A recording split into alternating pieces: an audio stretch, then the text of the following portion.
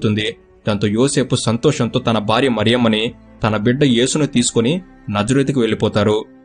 ఇక్కడే యేసు చిన్నతనమంతా, బాల్యమంతా నజరేతులోనే గడుస్తుంది. యేసు తల్లిదండ్రులు ప్రతి ఏటా పస్కా పండుగ కోసం యెరూషలేం పట్టణానికి వెళుతుంటారు.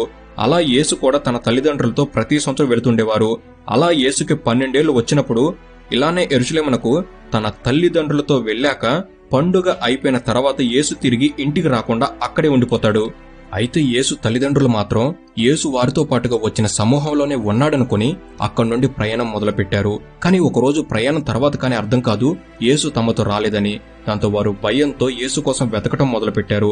అలా వారు 3 రోజుల తర్వాత మరల యెరూషలేమునకు వెళ్లి అక్కడ వెతకగా అక్కడి దేవాలయంలో బాలయేసు బోధకుల బోధనలు వింటూ వారిని అనేక ప్రశ్నలు అడుగుతూ కనపడ్డాడు. ఆయన ప్రశ్నలకి, ఆయన జ్ఞానానికి అక్కడి వారు, ఆయన తల్లిదండ్రులు కూడా చాలా ఆశ్చర్యపోయారు. ఎట్టకేలకి మరియమ్మ వచ్చి యేసుని